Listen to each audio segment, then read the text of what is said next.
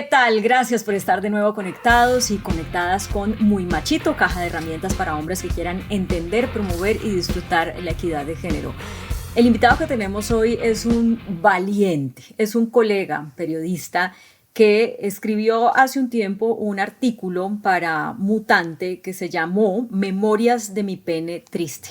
Y a partir de lo que pasó con la lectura de ese artículo, pues hubo una evolución y entonces terminó creando un club que se llama el Club de los Penes Tristes, para reflexionar sobre las frustraciones sexuales de los hombres, entre otras cosas. Jorge Caraballo, bienvenido a Muy Machito. Ay, muchas gracias por invitarme, Claudia, qué gusto estar acá. Cuando yo te digo que eres muy valiente, ¿tú crees que esa es la palabra que define esta etapa de tu vida y de tu carrera en la que te lanzaste a hablar de un tema que ha sido tabú? Pues sí y no, yo creo que hay una valentía no tanto hacia afuera, no es como es un gesto que busque una validación externa de otros hombres o de las mujeres del mundo, pero sí creo que necesita una valentía propia, porque es que lo más difícil de haber escrito esto y de tocar estos temas es que por muchos años yo traté de mirar para otro lado. Pues traté de esperar a que la cosa se arreglara, que mis frustraciones sexuales fueran cuestión de un momento. Y, y luego, sí, lo puse ahí como debajo de la alfombra mucho tiempo hasta que dije como, pucha, esto, si no lo miro a los ojos, si no de verdad me veo frente al espejo con esto, que he tratado de esconder tanto tiempo, esto no va a pasar. Entonces la valentía es más con uno mismo, porque hay demasiadas capas de complejidad que hacen que uno no quiera ver eso. Y el mundo, para los hombres, para nosotros que nacemos con pene, es como que nos da muchas recompensas fáciles y a pesar de que uno sienta que hay algo que no está bien, ¿cierto? Uno como hombre que tiene dificultades en su vida sexual, insatisfacciones, que no siente que la está viviendo con la presencia y con la conciencia que quiere. Y eso duele mucho, a pesar de que uno vive con ese dolor y puede esconderlo como quiera, el mundo igual te está premiando, ¿cierto? Igual uno es hombre, igual está como diseñado a la medida de uno. Entonces es muy fácil esconder eso y llevar una vida aparentemente normal sin hablar de eso. Entonces yo creo que la valentía va más por ese lado. ¿Cómo es capaz uno de parar y decir, voy a hablar de esto, voy a mirar esto a los ojos? Entiendo lo que me dices, pero una cosa es mirarlo a los ojos desde ser una persona anónima, digamos, desde mostrarse como ese hombre exitoso que en radio ambulante, en tu carrera periodística, sin que nadie sepa que había unas dificultades sexuales. Y otra cosa es contarle eso al mundo y que tus amigos de toda la vida lo sepan y que las mujeres que te deseaban lo sepan y que la gente que no te conocía lo sepa y te conozca por eso. ¿Cómo fue exponer algo tan personal al mundo? Sí, pues mira que es precisamente, yo siento que por eso lo hice público, por lo que estás diciendo, es una exposición, es una terapia de exposición. Hay un fin egoísta, si uno quiere decirlo así, en esto, que yo lo hice con todo el amor y con todo el servicio, porque sé que hay muchos hombres que quieren hablar de esto y no pueden, no se atreven, y eso es cierto y lo hago desde ahí, pero también hay una necesidad de sanar mía.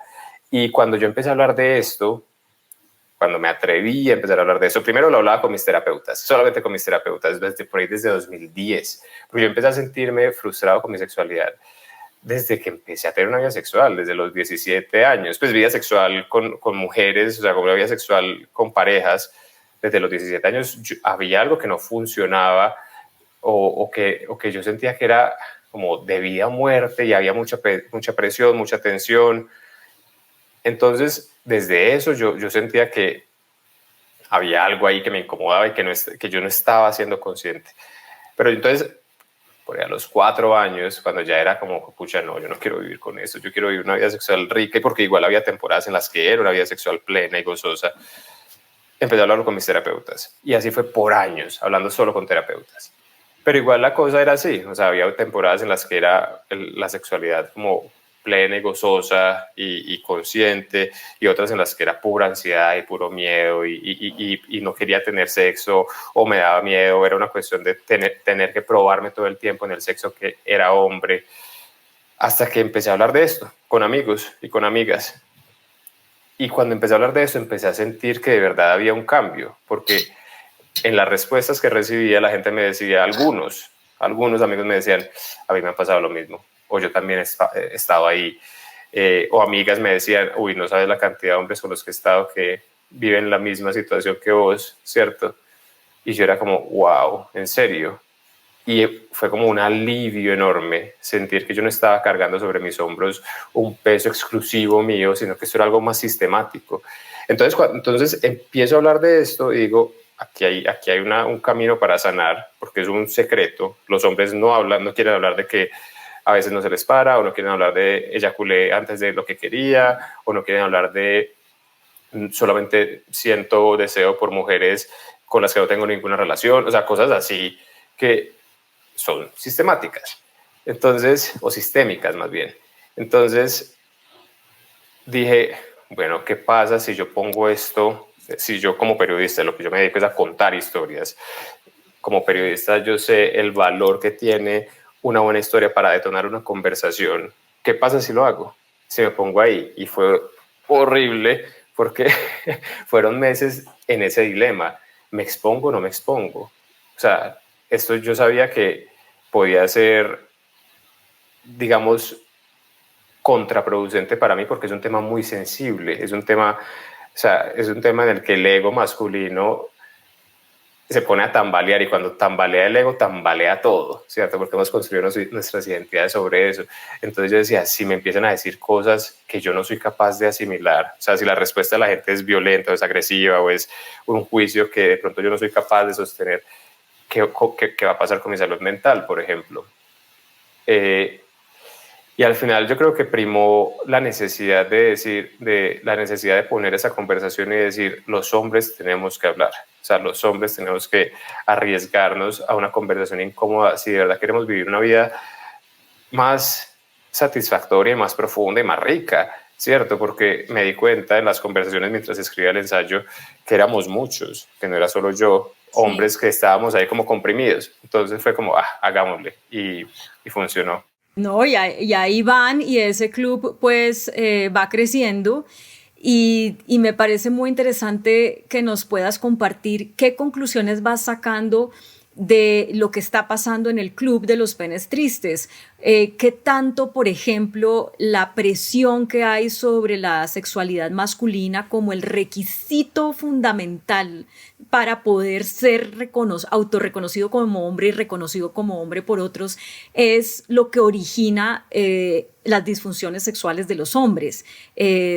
Bueno, háblame de eso y de las otras conclusiones que puedas haber visto en el club. Pues mira, nos empezamos a reunir en enero. En este momento hay registrados como 40 hombres de toda Latinoamérica. Nos reunimos virtualmente una vez al mes. En las primeras reuniones fue muy claro cuál era el patrón que se repite en nosotros con variaciones, pero que se repite en los que estábamos ahí, y no tiene que ver con orientación sexual. Hay hombres monógamos, hay hombres heterosexuales, homosexuales, hay hombres de todas las edades, en fin. Esto es algo que se presenta en los hombres, y es que nos cuesta mucho la intimidad. O sea, nos cuesta mucho vivir la intimidad sin estar comparándonos con lo que creemos que debería ser. Estamos viviendo desde el deber ser, ¿cierto? Y el deber ser en el que creemos, en el que crecimos, es que el hombre tiene que tener un desempeño excepcional, ¿cierto? El hombre es un hombre al que no se le pueden ver como las fisuras, hay que estar todo el tiempo como seguro y firme, fuerte. Es un hombre que no se quiebra, ¿cierto? Y que todo el tiempo está ahí, como una máquina, dándole, en el sentido de el desempeño siempre tiene que ser el desempeño más alto posible. Y entonces lo que eso hace es que uno todo el tiempo, cuando se acerca a la sexualidad, vive la sexualidad desde una necesidad de demostrar algo. Generalmente son expectativas que uno interioriza. Y en ese demostrar, la persona que está con uno, sea hombre, sea mujer, pues es una especie de accesorio, porque en últimas el encuentro sexual se vuelve casi que un ejercicio de ego en el que uno está demostrando o validando que es hombre o que no es hombre. Y eso es tremendo porque ahí no se puede vivir una sexualidad de verdad con la otra persona. Entonces ese ha sido como el gran patrón que nos atraviesa a todos, el demostrar, el deber ser, el desempeño, esa ansiedad por el desempeño. Y segundo, es el hecho de que, pucha, hay una competencia tremenda entre hombres. O sea, al encontrarnos entre nosotros nos dimos cuenta de que muchas veces estamos compitiendo todo el tiempo entre hombres y que ese afán por ser el que más, con el que más personas se acuesta, el que más orgasmos da, el que más dura en la cama, muchas veces es una competencia con esos otros hombres que hay allá afuera y uno quiere ser el que mejor lo hace, el que mejor se desempeña, como una manera como de quitar a los otros del camino y tener lo que uno quiere. Entonces, ¿qué pasa cuando uno se da cuenta de eso? Se da cuenta de que a los otros hombres, a sus pares, como una competencia y no como un aliado, y que en la sexualidad se vive eso, ¿cierto? Y que eso afecta a tu manera de vivir la sexualidad, la condiciona. Jorge, me llama mucho la atención eso que estás diciendo porque en las mujeres que trabajamos en los temas de género, cuando nos comparamos con los hombres, decimos es que los hombres trabajan como aliados, en cambio a nosotras nos falta avanzar en sororidad. Las mujeres siempre estamos como echándonos codos, sobre todo en ciertos ambientes. Pero tú estás diciendo que al menos en el caso de lo que significa la sexualidad, digamos, de estar con mujeres, sí existe esa competencia, no hay esa solidaridad masculina que de pronto hay en otros ámbitos del relacionamiento entre hombres. Y no sé si sobre eso también han hecho algunas elaboraciones, porque en lo otro se ayudan y en eso compiten. Claro, esa es una gran pregunta. Yo siento que los hombres colaboramos mucho en lo práctico y sobre todo en cuando es necesario ganar espacios de poder, por ejemplo, ¿cierto? Tener más. Ahí uno siempre pues como que es capaz de hacer las relaciones que tenga que hacer, comprometer lo que haya que comprometer para obtener lo que uno quiere. Hay un lado práctico que se ve mucho en la política, que se ve mucho en la economía, en fin. Pero en términos emocionales, esto es algo que hemos hablado, los hombres estamos muy solos, hay una soledad, hay una sensación de soledad profunda, porque no podemos hablar de esto, porque hay un montón de tabús y de impedimentos que hacen que uno no pueda ir a decirle a su amigo como que, hey, ¿sabes qué? Pucha, llevo 2 meses sin nada de deseo, o siento que, no sé, estoy viviendo una sexualidad súper aburrida con mi pareja, por ejemplo. Uno generalmente no habla eso con sus amigos.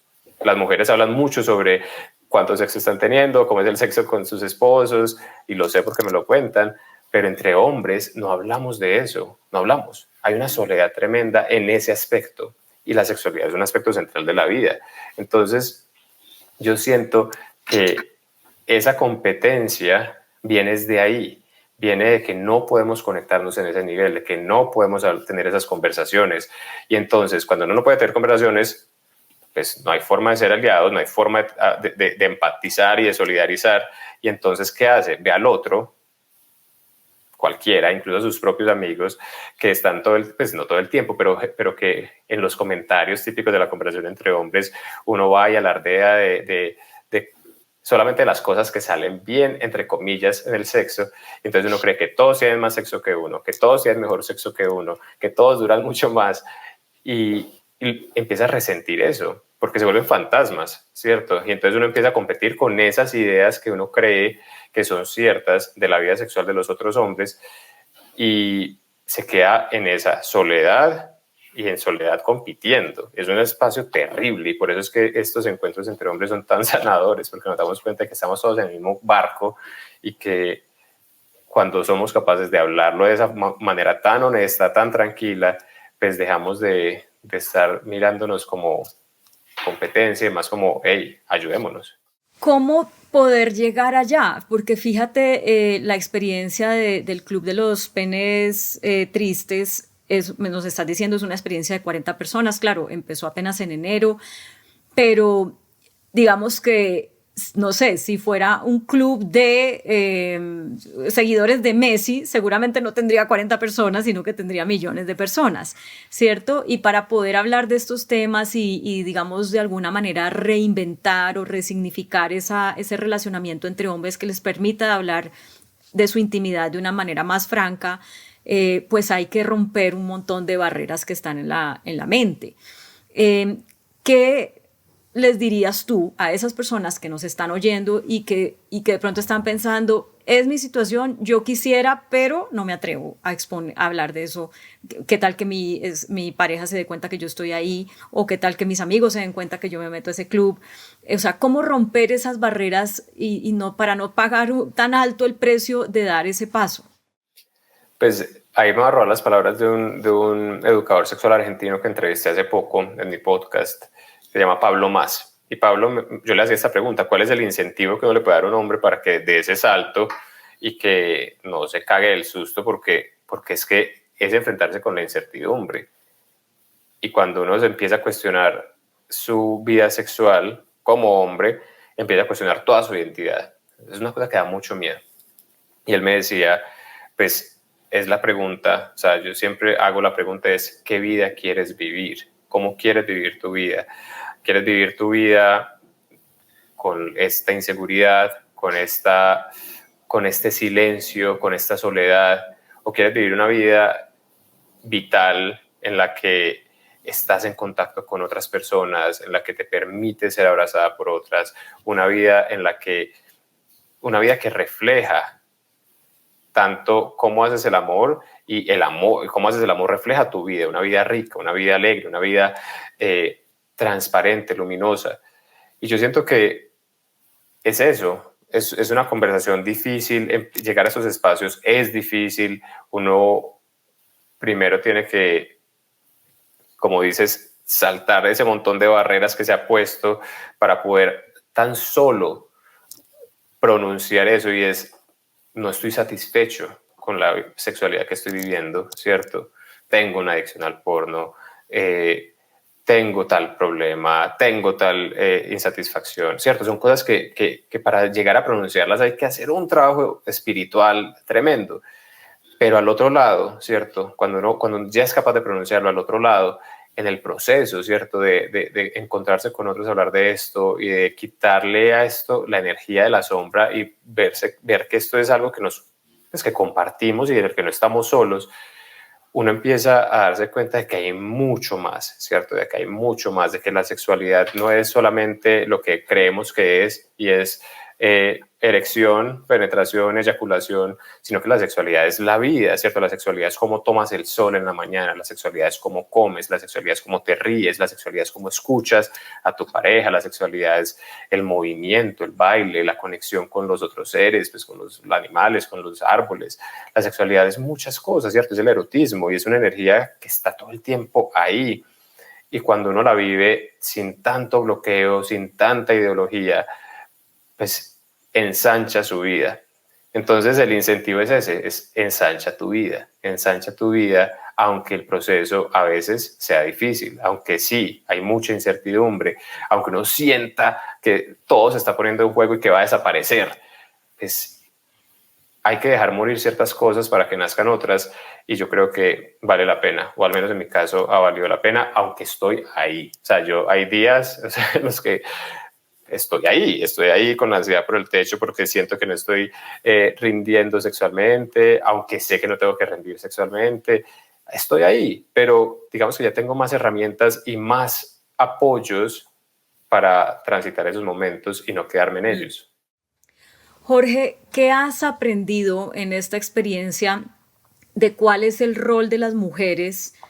Claro, me estoy refiriendo a relaciones heterosexuales, pero ¿cuál es el rol de las mujeres en estos procesos de disfunción que enfrentan los hombres. Y lo pregunto porque, claro, las mujeres pues también tenemos comportamientos machistas, hemos sido criadas en una sociedad machista, entonces existe la idea pues de que es mejor estar con un hombre si tiene el pene más grande que con un hombre que tiene el pene más chiquito, que es más fácil un orgasmo si el hombre tiene el pene más grande que si lo tiene chiquito. Eso también lo trae uno como mujer en su maleta emocional.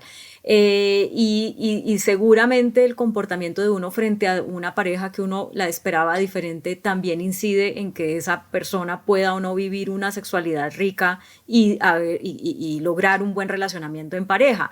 Así como también hay un rol de las mujeres en seguramente acompañar a transitar esas disfunciones. ¿Qué nos puedes decir de eso, del rol de las mujeres? Pues yo puedo hablar de mi caso y de lo que para mí ha sido útil y pues hablo por mí. Hay dos palabras que ella repite mucho. Yo llevo con ella 14 años y ella ha vivido todo mi proceso, ¿cierto? Desde los momentos más plenos, ¿cierto? Desde la sexualidad más consciente y espiritual hasta los momentos en los que estoy pues ahí abajo, en los que no quiero tener sexo o lo hago desde el egoísmo. En fin, ella ha visto todo, lo luminoso y lo sombrío, si se quiere llamar así, pues, aunque en realidad todo es parte de lo mismo. Y ella habla de responsabilidad personal. Ella es responsable de su propio placer. Yo no soy responsable del placer de ella. Ella es responsable de su placer, yo soy responsable de mi placer. Eso, por ejemplo, para mí fue un alivio cuando ella lo dijo así. Ella dijo, mira, es que nosotros nos vamos a encontrar a disfrutarnos. Vos no tenés que llegar con la presión de que tenés que darme placer a mí, porque es que yo me conozco, yo sé lo que me gusta, yo sé lo que quiero, el placer me lo doy yo y no te necesito. O sea, no te necesito en el estándar de el gran pene erecto y 45 minutos sin parar, ¿cierto? De penetración, no. Simplemente te necesito presente, te necesito aquí, te necesito abierto, te necesito atento conmigo, pero el placer es responsabilidad mía. Eso para mí fue como, uy, gracias, qué bueno que no tengo yo entonces como ese que demostrar que te puedo dar placer, sino que esto es un encuentro, esto es un intercambio, esto es más como un juego que como un deber.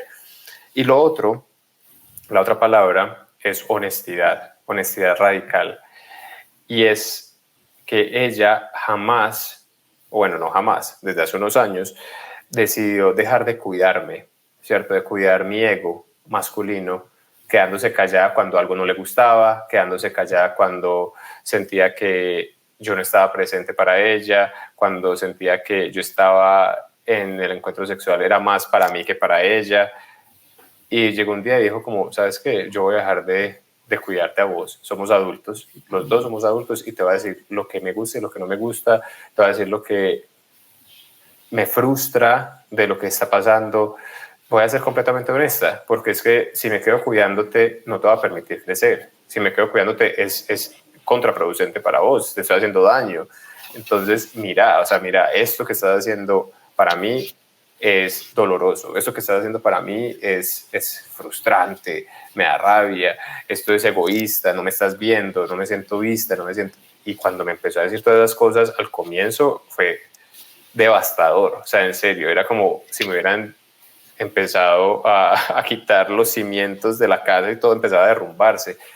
Pero ya después, y hablo de meses, años en este proceso, fue como, uy, qué bueno que nos podamos decir lo que estamos sintiendo, que podamos ser radicalmente honestos, porque eso ayudó a que yo me diera cuenta de cómo estaba viviendo una sexualidad mutilada, a medias, comprimida, en el que no estaba disponible para ella. Entonces, ya, digamos que el rol de las mujeres es, uno, sean responsables de su propio placer, no esperen del hombre el placer, ¿cierto? Es como, conózcanse ustedes, sepan qué necesitan, qué les gusta, y si lo pueden compartir con un hombre bien, pero si no, ahí están ustedes para ustedes, ¿cierto? Y dos, no cuiden el ego de los hombres, no lo cuiden. Pues, y esto lo digo, obviamente, asumiendo que sea un espacio seguro. para decir estas cosas, ¿cierto? Y que lo están haciendo ante un hombre que es capaz de soportar estas cosas, porque sé que también cuando una mujer se atreve a decir esto, puede encontrarse con un hombre que responda violentamente y espero que a ninguna de las personas que está escuchando esto les pase. Entonces, si está en un espacio seguro, está en una relación en la que confían y quieren acompañar a su hombre, al hombre con el que están en estos procesos, sean radicalmente honestas, porque a pesar de que eso le vaya a doler a él o le vaya a doler a su ego, en última le están haciendo un favor. Bueno, pues muy importante eso que nos dices y es un aprendizaje sin duda para mí como mujer y seguramente para muchas mujeres que nos están oyendo. Vamos acercándonos al final ya, Jorge, con una pregunta sobre ese mito que ya lo estaba mencionando hace un momento. La buena sexualidad depende del tamaño del pene y los hombres tienen esta cosa con el pene. Yo no sé si cuando entran a los baños de hombres o cuando se desnudan en un camerino están pendientes de quién lo tiene más grande y todo ese tipo de cosas, y cómo eso de alguna manera los condiciona a tener una buena o una mala sexualidad. Sobre eso, ¿cuál es el aprendizaje que quieres compartir? Yo creo que en términos de anatómicos es lo que menos preocupa. O sea, para mí, en mi caso, y con los hombres con los que he hablado, pues esa preocupación anatómica es más una preocupación que viene de estándares del porno, ¿cierto? En el porno siempre están estos grandes penes y uno siente que el de uno entonces siempre va a ser mucho más pequeño, siempre. Y obviamente dentro de los estándares masculinos el tamaño del pene se asocia con poder, ¿cierto? Es puro poder. Pero en los encuentros que hemos tenido en el Club de los Penes Tristes y en las conversaciones que he tenido con otros hombres, en realidad, digamos, si uno se quedara en eso, en lo anatómico, en las diferencias anatómicas, estaría simplemente en la superficie de un universo súper profundo. Y si uno quiere sanar, si uno quiere de verdad vivir una sexualidad con todos los matices y con toda la, digamos, el regalo de autoconocimiento que eso trae y de conocimiento de la otra persona, pues en realidad tiene que mirar mucho más hondo en su propia psique y darse cuenta de cuáles son las ideas que están condicionando su vida sexual, de cuáles son los prejuicios que tiene, los miedos que tiene, ¿cierto? El miedo al abandono, el miedo al rechazo, y mirar eso a los ojos. Ahí es donde está, yo siento, lo que nos comprime y lo que nos amarra y lo que nos aísla. Entonces, pues sí, habrá penes de todos los tamaños y colores y posibilidades, formas, pero eso es lo de menos. En realidad hay que mirar la herida más hondo. Oye, Jorge, en el artículo que escribiste empiezas hablando no de la sexualidad, sino de la belleza o de la falta de belleza y de esa etapa de la vida en la que los hombres pues son muy feos, porque tienen acné, porque están cambiando de su fisionomía, porque el pelo no les queda bien ni corto, ni medio largo, ni largo, o sea, porque son feos. Y yo quisiera como que nos regalaras una reflexión sobre eso, porque las mujeres hemos vivido con la presión de la belleza por muchos años y eso nos ha hecho mucho daño. Pero las mujeres tenemos un montón de salidas para eso, ¿no? Y que una mujer se haga una cirugía, si tiene el dinero, pues la criticarán, pero con eso muchas veces soluciona. El hombre si muestra que tiene una preocupación por eso, ya inmediatamente le caen, lo más bonito que le pueden decir es metrosexual, pero lo más feo pues ya todos sabemos, ¿no? Como que dudan de su masculinidad. Sobre ese tema puntual, que es también como abrirse al mundo y decir si a nosotros también nos importa vernos bien, a nosotros también nos importa sentirnos guapos, pero la sociedad no nos está dejando, como nos está limitando mucho en eso. ¿Qué podríamos decir? Sí, yo siento que es otra vez, son esos estándares machistas en los que uno trata de encajar y en los que se violenta para encajar tanto hombres como mujeres. Las mujeres, como dices, pueden o se acepta esa transformación plástica del cuerpo, ¿cierto? Pero el último es un síntoma más de lo mismo. Hay unos estándares que que quieren obligar a las personas a parecer de cierta forma, a ser de cierta forma. El caso mío en particular con esto que mencionas, pues fue la adolescencia, y fue tremendo porque en la adolescencia uno tiene todas las hormonas alborotadas, o sea, uno siente que se va a estallar todo el tiempo, que el deseo no lo puede contener. Además tiene la curiosidad por el techo, porque uno dice, ¿qué es esto del sexo? O sea, ¿qué es eso que estoy sintiendo? ¿Qué hago con todo esto? Y lastimosamente está solo en eso, o con los amigos que igual son unos ignorantes como uno al respecto. Y está el porno, que es lo que supuestamente pues es la única ventana que uno tiene a qué es el sexo, porque los adultos, al menos en mi generación, todavía no hablaban mucho de eso.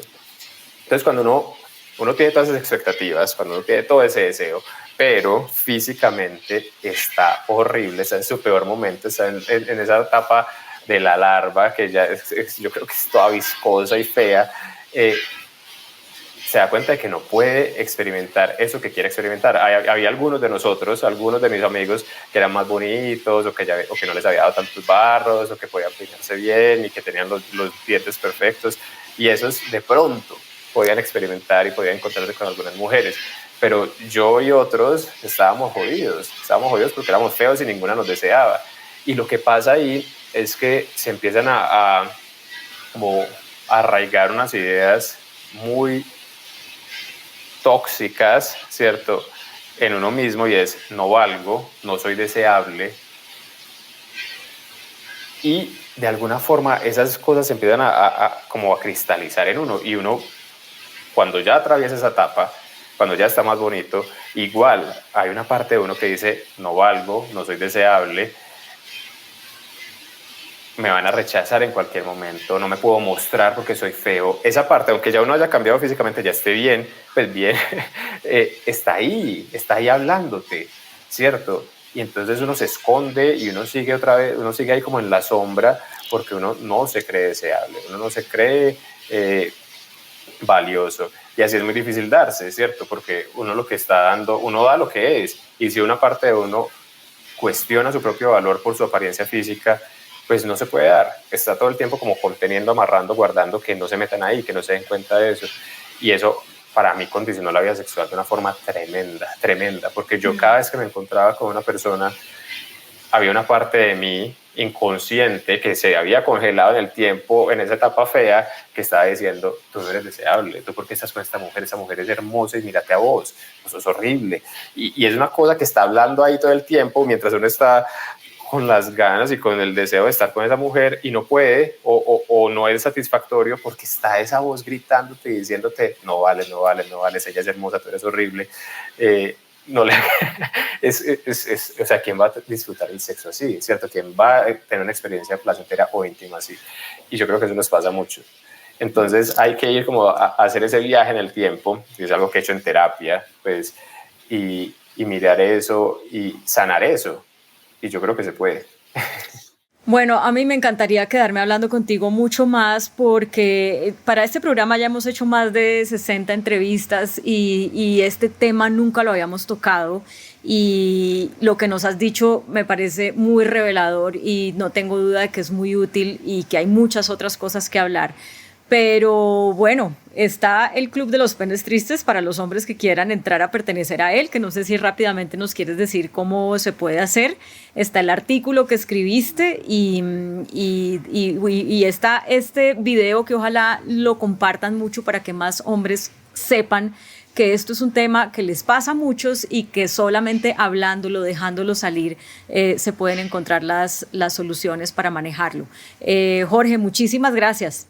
No, Claudia, muchas gracias a ti por invitarme. Bienvenidos todos a mi newsletter, que es donde se pueden registrar, afueraadentro.substack.com, y ahí van a encontrar el artículo y el enlace para registrarse al club si quieren participar. Gracias por invitarme.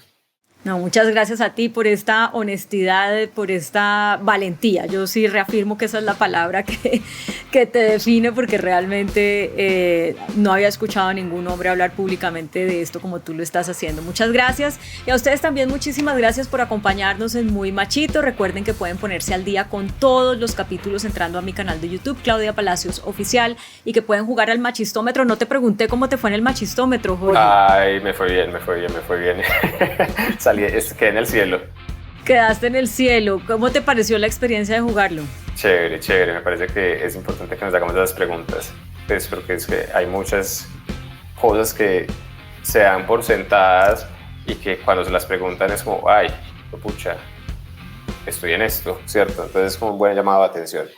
Bueno, pues muchísimas gracias por jugar al machistómetro. Ustedes también lo pueden jugar entrando a la página www.muymachito.co. Hasta la próxima. Chao, chao.